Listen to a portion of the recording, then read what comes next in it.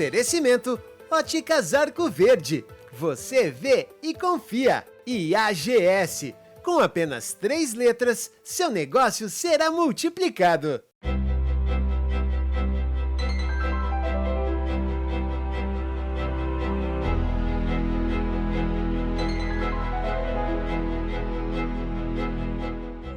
Saudações fraternas, mais um dia, nosso programa de todo o coração no ar para te levar a mensagem de Deus, a mensagem da Diocese de Caruaru e do Bispo Diocesano Dom José Rui Gonçalves Lopes.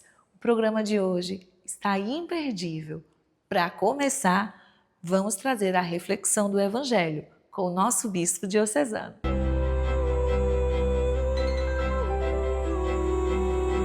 Paz e bem, estamos chegando ao 6º domingo do tempo comum. A liturgia da palavra toda inteira é riquíssima e bela. Certamente você alguma vez já ouviu falar do Sermão da Montanha. E se não já ouviu falar com esse nome ou com esse título, certamente já ouviu falar das bem-aventuranças. Bem-aventuranças que também podem ser traduzidas numa palavra: feliz, felicidade. Felizes aqueles, felizes sois vós. Mas vamos começar comparando Sermão da Montanha e, no entanto, o evangelho deste 6º domingo do tempo comum é de Lucas, capítulo 6. E Jesus desce da montanha com os discípulos e para num lugar plano. E aí, qual é a diferença entre Lucas, onde Jesus está num lugar plano, e Mateus, onde este evangelho similar é também conhecido, como já disse, de Sermão da Montanha? A primeira coisa que a gente deve ter em mente é que São Mateus, ele compara Jesus com o novo Moisés. Enquanto Moisés pronunciou 5 sermões, Jesus também faz 5 grandes discursos no Evangelho de Mateus. Em seguida, Lucas é aquele que mostra um Jesus compassivo, misericordioso. Está lembrado do capítulo 15 do Evangelho de Lucas, da ovelha perdida, da moeda perdida? Pois bem, Jesus nos apresenta um Jesus, Filho de Deus encarnado, porém bem mais próximo, próximo dos humildes, dos pecadores, um Jesus, digamos, misericordioso. Por isso Jesus está num lugar plano, num lugar onde ele não assume a postura de mestre, mas ele é próximo daquelas pessoas que ali estavam. Mas ele ergue os olhos para os discípulos. E nesse sentido ele fala diretamente aos discípulos: bem-aventurados vós, os pobres, porque vosso é o reino de Deus. Nós poderíamos ficar aqui neste versículo, nesta bem-aventurança, nesta felicidade em ser pobre. Mas existe alguma felicidade em ser pobre? Afinal, nós sabemos que mesmo que o dinheiro não traga ou não compre felicidade, mas ele traz muitas coisas que nos deixam alegres. Dinheiro é capaz de fazer muita coisa, boa e também ruim. Por que então Jesus diz que bem-aventurados sois vós, os pobres? Aqui existem as felicidades, as bem-aventuranças e existem também as maldições. Ai de vós ricos, porque já tendes vossa consolação. E aqui é que a gente pode entender de fato o que significa a felicidade de ser pobre e a maldição em ser rico. Não é nenhum pecado ser rico, desde quando eu não seja apegado às coisas, ao dinheiro, ao material. Mas é que existem pessoas que são apegadas até mesmo a ideias, apegados a lugares, apegados às pessoas. E tudo aquilo que tira a nossa liberdade nos escraviza. buscar a consolação no dinheiro, buscar a nossa consolação em coisas, em lugares ou em pessoas, é ser pobre demais. Por isso que existem ricos que são pobres, são paupérrimos, porque são escravos das coisas, dos lugares e das pessoas. Também existem pobres assim, pobres que são miseráveis, não porque lhes falte o necessário para uma vida digna, mas são pobres arrogantes, presunçosos, que confiam simplesmente em si mesmos. E aqui vem, então, a resposta em todas as outras leituras. Vamos começar da segunda. Estamos começando de trás para frente. Já meditamos o Evangelho. A segunda leitura da primeira carta de São Paulo aos Coríntios nos diz: se prega Cristo, que Cristo ressuscitou dos mortos, como podem alguns dizer entre vós que não há ressurreição dos mortos? É a ressurreição de Jesus que vai dar todo o sentido à nossa vida, a vida da igreja, a vida dos padres, dos bispos, vai dar sentido à nossa fé, vai dar sentido ao nosso sofrimento, vai dar sentido à nossa morte, porque se Cristo não tivesse ressuscitado, quem me chamou para estar aqui, ocupando este lugar, fazendo esta meditação? Se Cristo não ressuscitou, qual valor teria o sofrimento? Como eu poderia dizer dentro de um paradoxo, ou até mesmo de uma contradição, bem-aventurados os pobres, porque deles é o reino dos céus? Porque a nossa riqueza está no Cristo ressuscitado. É Ele que nos dá a vida, é Ele que nos dá sentido a esta vida, mas nos dá a vida em eternidade. Se eu tenho Cristo ressuscitado, eu tenho tudo. E por isso o Salmo 1 dizia: é feliz quem a Deus se confia.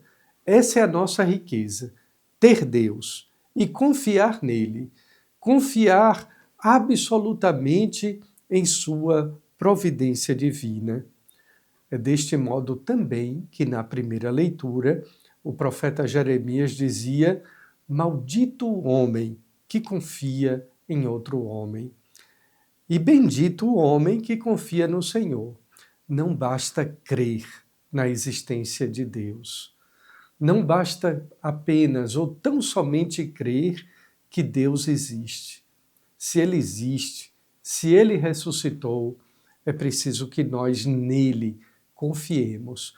Confiança cega, confiança absoluta, confiança total em Deus. Ele é a nossa riqueza. Por isso, é feliz quem a Deus se confia. Um abençoado final de semana e até o próximo programa de Todo o Coração.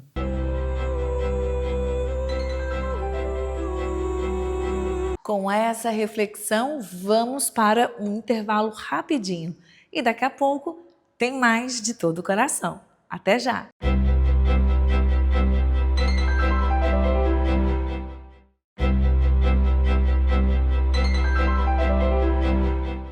Já de volta do nosso intervalo, você está acompanhando o programa de Todo o Coração, um programa da Diocese de Caruaru.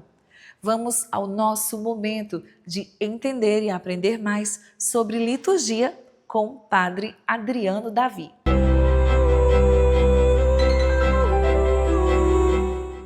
Bom dia, meus queridos irmãos e irmãs. Mais uma vez a gente se encontra no nosso bloco Rezar a Liturgia para meditar, para partilhar um pouco sobre a Sagrada Liturgia, sobre um aspecto deste dinamismo oracional da liturgia, da vida da Igreja, por meio da Sagrada Liturgia. Neste nosso programa, eu gostaria de conversar com você sobre o silêncio na liturgia. O silêncio é sempre um bicho, se a gente for parar para pensar. Para o povo do nosso tempo, para uma sociedade midiática, é sempre um problema a gente falar em silêncio. para uma sociedade barulhenta, para o mundo digital, frenético, com a internet, com o barulho das cidades, a gente comentar ou refletir ou entender que o silêncio faz parte do rito, faz parte da liturgia, é sempre um problema. Quando há silêncio, basta um pequeno momento de silêncio, já é suficiente para gerar reações imediatas nas pessoas. O que está acontecendo? Será que o padre passou mal? Será que aconteceu alguma coisa? Por que é que ele não faz nada? A gente sempre pede e espera alguma coisa, alguma fala, algum canto, algum barulho. E o silêncio é importante. A Instrução Geral do Missal Romano, no número 45, logo no início, já coloca para a gente a importância do silêncio. Oportunamente, como parte da celebração. Veja, o silêncio não é facultativo. O silêncio não é um faz, outro não faz. Não. O missal diz parte da celebração. Faz parte do momento celebrativo. Deve-se observar o silêncio sagrado. A sua natureza depende do momento em que ocorre em cada celebração, lógico. Assim, no ato penitencial e após o convite à oração, cada fiel se recolhe. Após uma leitura ou a homilia, medita brevemente o que ouviram. Após a comunhão, enfim, louvam, rezam a Deus no íntimo dos seus corações. Então, em cada momento, o silêncio tem uma função, tem um objetivo e tem uma característica, como a gente acabou de ouvir. Romano Guardini, um teólogo, dizia justamente que a primeira aula de liturgia deveria ser como fazer silêncio, porque quem não silencia não sabe rezar. Primeira aula de liturgia deveria ser como silenciar, como fazer silêncio. Justamente para dizer, o silêncio é essa condição básica para a gente rezar bem. Condição básica para qualquer ação litúrgica. O sagrado, lembrem-se sempre disso, meu irmão, minha irmã, o sagrado exige silêncio. Entrar no mistério, fazer a experiência do mistério, vai sempre exigir de todos nós silêncio.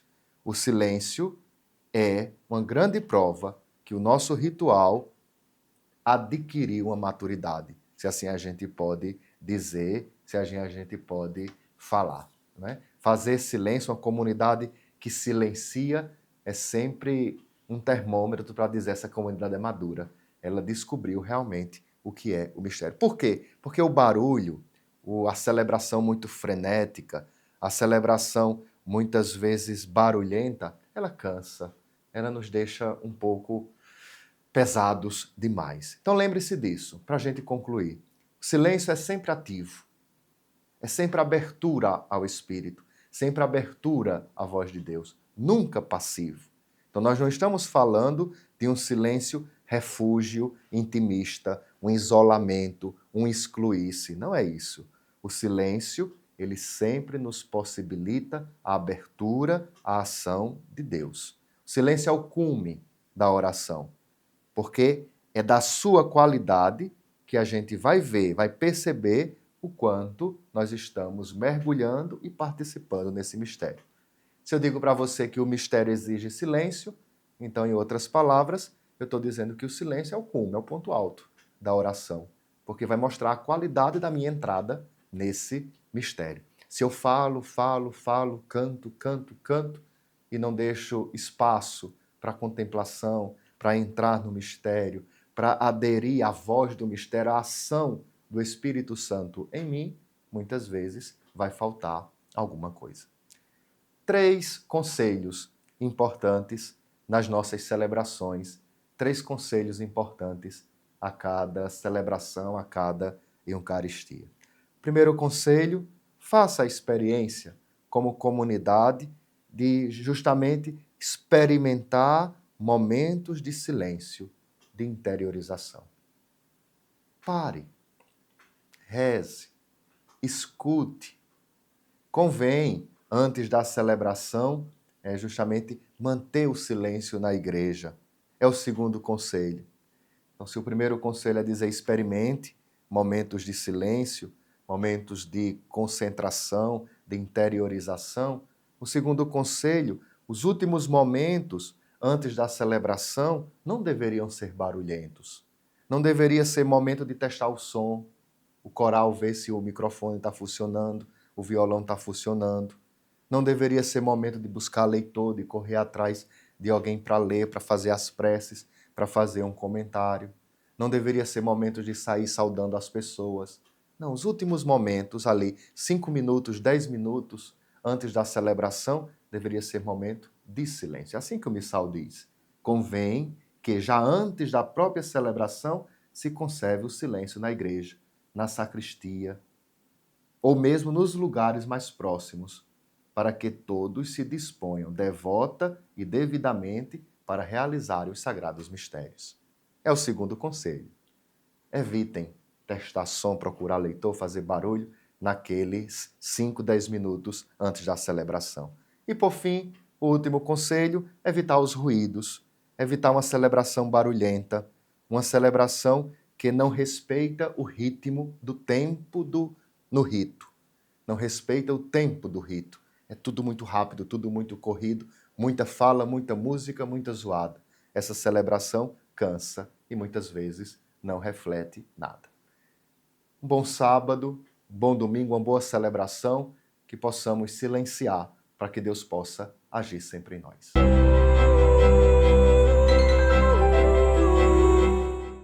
Agora, olha só essa história.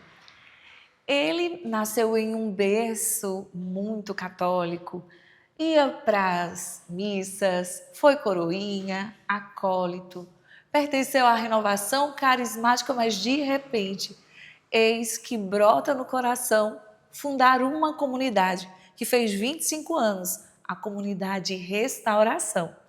Vamos conversar hoje entre irmãos com Cleston Hudson, que é o fundador da comunidade Restauração. Que alegria tê-lo aqui para a gente partilhar um pouco dessa sua história, Hudson. Alegria minha, né? Muito obrigado, Jailma, por esse espaço também e poder partilhar um pouco daquilo que Deus tem feito ao longo desses 25 anos. Eu fiz um resumo aí, né? Já veio de um berço católico, então Sim. Já tinha uma caminhada dentro de casa, né? Uma orientação Sim. A igreja, né?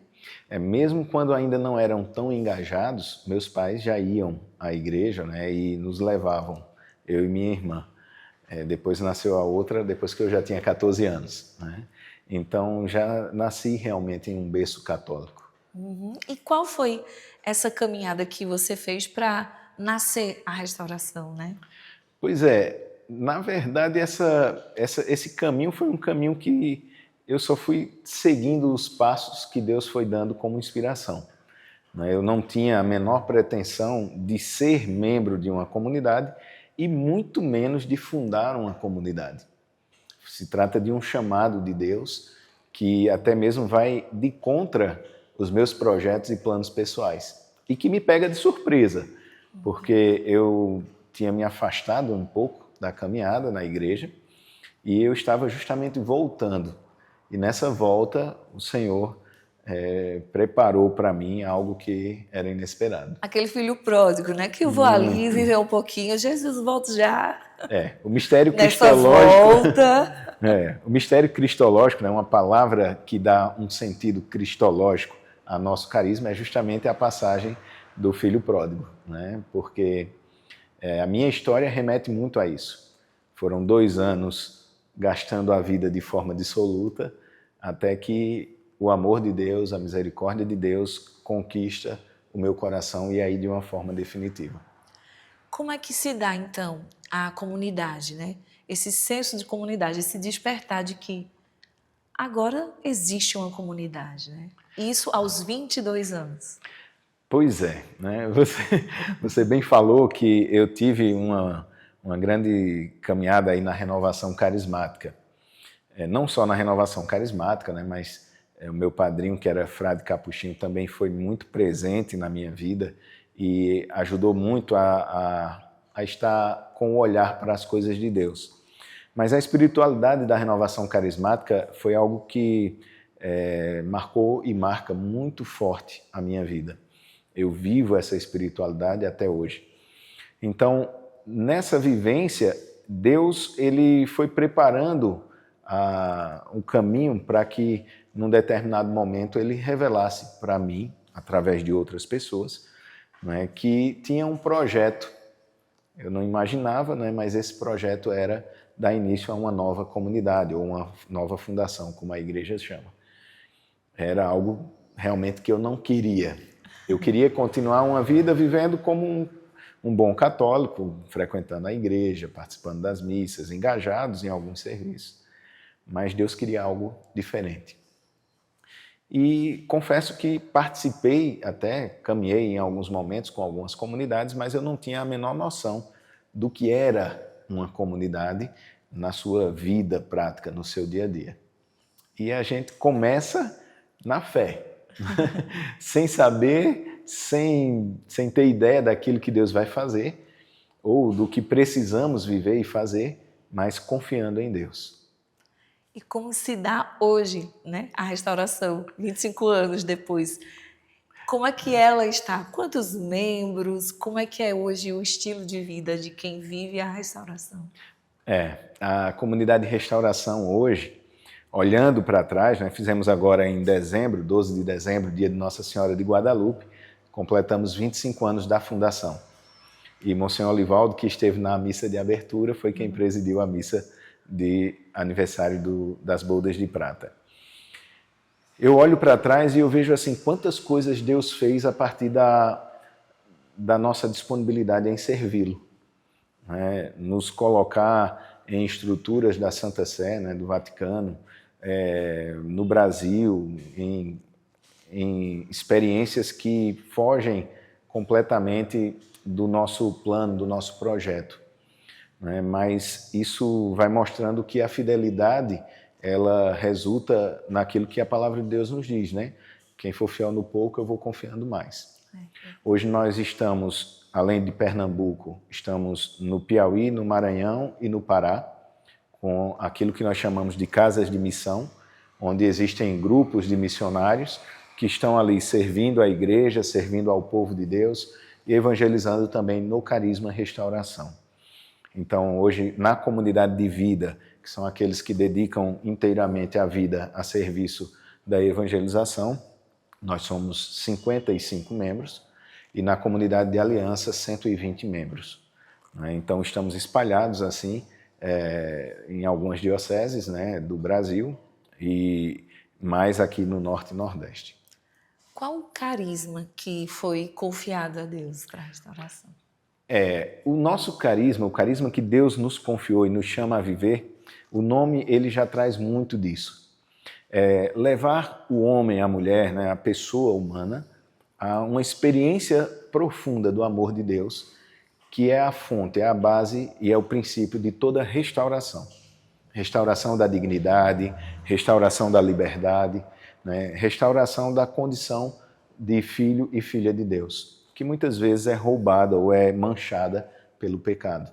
Que às vezes vem o pecado, né? A gente comete e acha que não é mais digno de ser filho de Deus, não é digno mais de ir a uma missa, de ir a um encontro, de estar em um grupo, né? Olha, isso que você falou me obriga a falar algo pessoal, né? Foi justamente isso que aconteceu comigo. A minha consciência do que era certo e do que era errado, como eu disse, né, desde criança eu trilhei um caminho na igreja, mas ali na juventude, né, teve um processo de muito namorico, né, muita coisa assim, que a minha consciência pesava. E eu cheguei ao ponto de dizer para mim mesmo, se eu não consigo ser fiel, não consigo ser santo, né, então agora eu vou me afastar de Deus e vou me lançar no pecado. E como filho pródigo eu fui e passei 2 anos gastando a minha vida com o pecado, né? Tudo que, graças a Deus, não entrei nas drogas, porque poderia não ter volta, né?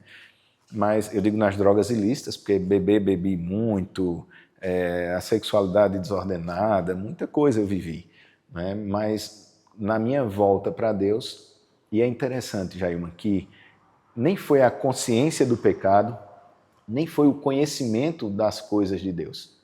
Foi a experiência com a misericórdia de Deus que fez com que eu decidisse por ofertar a minha vida livremente para que a vontade de Deus acontecesse. Em algum momento ali, você entendeu que existia essa misericórdia? Eu senti plenamente, porque eu sentia muito forte no meu coração o Senhor dizer para mim que me amava. E eu dizia, mas eu estou fazendo isso, mas eu faço aquilo, mas eu não sou fiel nisso, não sou... E ele dizia, mas eu te amo.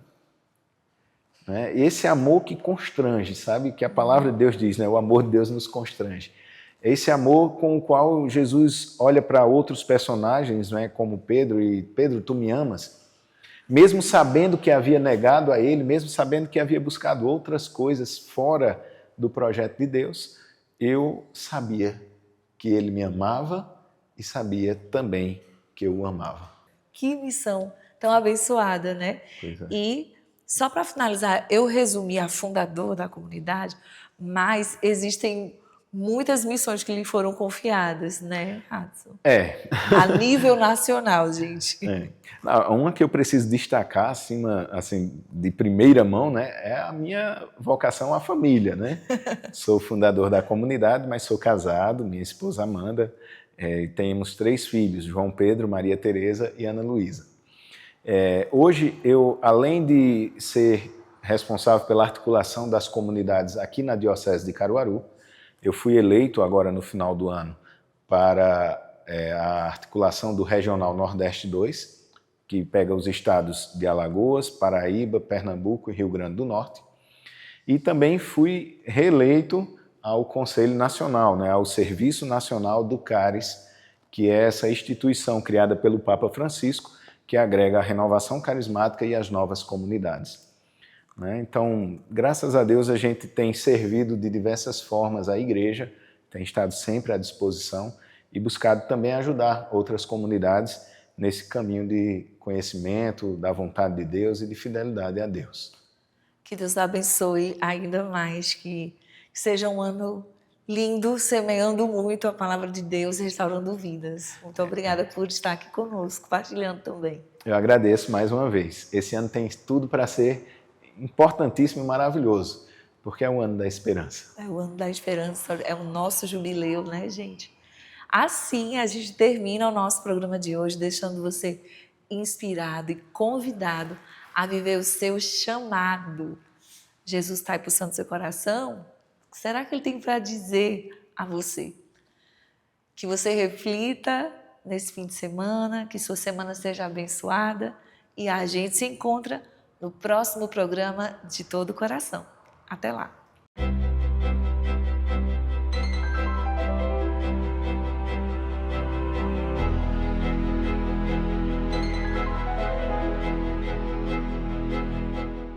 Oferecimento Óticas Arco Verde. Você vê e confia. E AGS. Com apenas 3 letras, seu negócio será multiplicado.